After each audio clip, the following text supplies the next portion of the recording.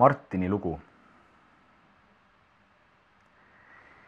Koolis oli ma tubli, mida iganes see sõna tähendab. Minu vanemaid huvitas põhiliselt see, et õppimine oleks korras. Meil kodus räägiti omavahel vähe. Kui olimegi vahel koos kodus, siis vaatasime suurest toast telekat või istus igaüks oma nutitelefonis. Mõtlesin millalgi, et peaks Messengeris oma peregrupi tegema. Saaks seal vähemalt omavahel kokku. Ma tundsin end teismelisena väga üksildasena ja üsna lootusetu tüübina.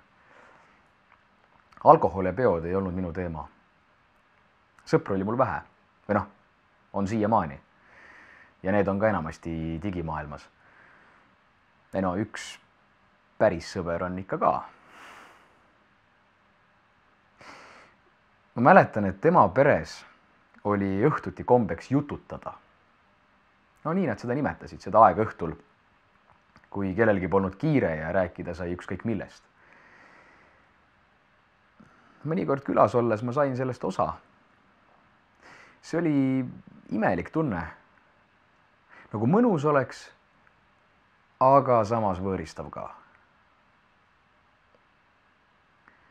Ja ma kartsin kogu aeg, et nüüd hakatakse mind küsimustega pommitama ja uurima, kuidas mul koolis läheb ja kas ma olen mõelnud, kus ma edasi õppida tahan, nii nagu meil kodus tavaliselt käis. Sest meie kodus mingit jututamist ei olnud. Meil kodus oli jutt väga asjalik ja väga lühike. Mingit tundeid välja ei näidatud.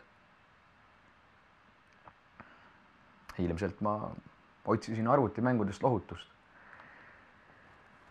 Aga need imesid mind täiega endasse. Ma unustasin süüa, ma unustasin magada, peaaegu mängisin 24/7. Ja sellest sõltuvusest väljatulek ja reaalsesse maailma tagasi pöördumine, see oli väga raske.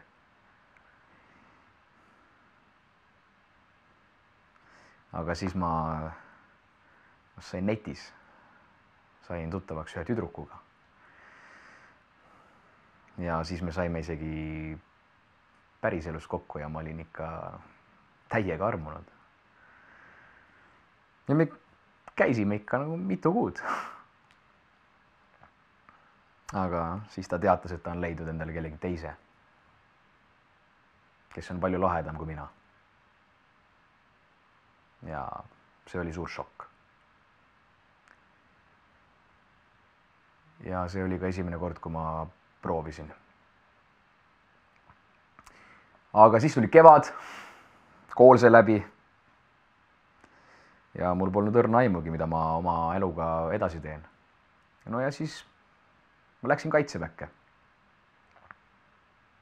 Tegelikult mul oli nii hull depressioon, et kaitseväeteenistus jäi mul pooleli ja keset aastat enam ülikooli ka minna ei saanud ja sellises seisus tööd oli raske leida ja ega ma väga ei otsinud ka. Ja see oli teine kord.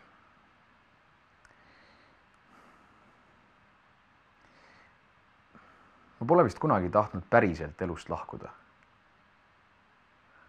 Aga niimoodi edasi elada ma ka ei taha. Minu suitsiidikatsed on olnud pigem soov sellest kõigest korraks puhata.